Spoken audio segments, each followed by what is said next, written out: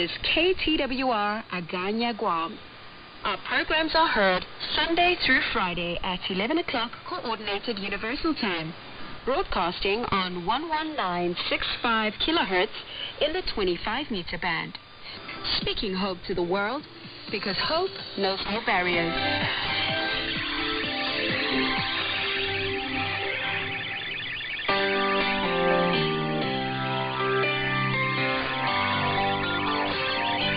Welcome to Dxers Daily, the 5-minute weekly radio digest, produced and presented for Transworld Radio by your friend, fellow Dxer, Arun Kumar Nasiman from Chennai in India. This program is broadcast every Sunday in 15205 kilohertz in the 19-meter band from 1500 hours Universal Coordinated Time through transmitters of KTWR in Agana, Guam. In the first segment, we will provide you information about sunspot number, SFI forecast, and AI index every week with the hope that it would be useful for Dxers and amateur radio operators. The sunspot number this week is 110, SFI forecast is 145, and AI index is 18. In the next part of the show, we will listen to the history of radio broadcasting in Ireland. According to an article written by Mr. Gary Breen on the Ireland's own website, 2RN was the first radio broadcasting station in the Irish Free State.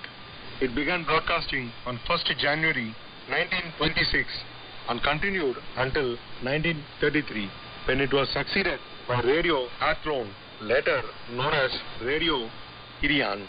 The radio station was run by the Irish Post Office under the Department of Posts and Telegraphs.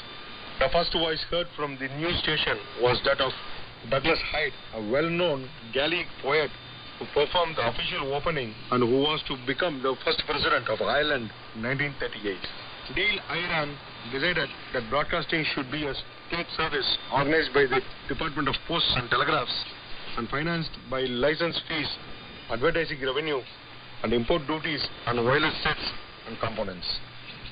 Commercial broadcasting came to Ireland on July 20, 1989, with the opening of Capital Radio, now known as FM 104.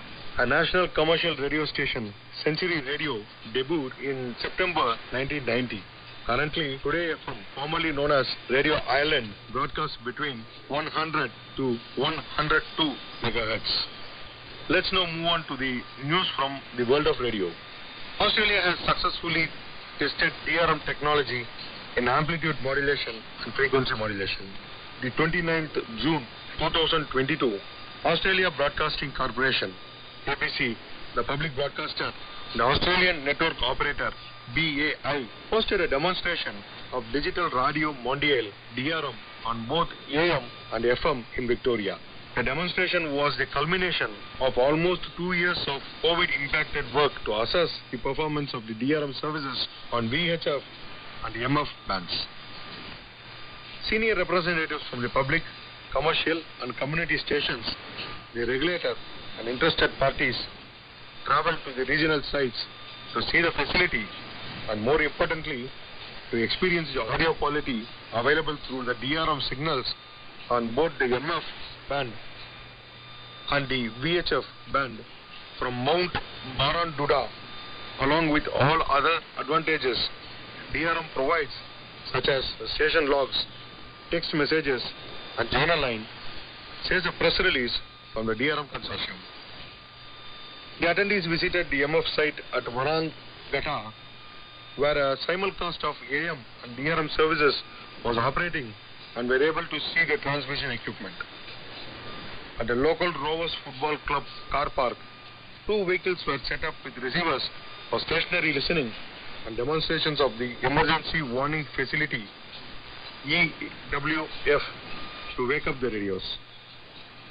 The third part of the demonstration was drive test for the attendees to demonstrate the audio quality on the move and the ability to switch between AM, FM, and the 2 DRM signals. Feedback from the attendees was universally positive.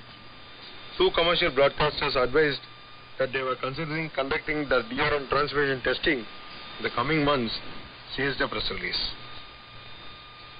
Friends, we have come to the end of the program now.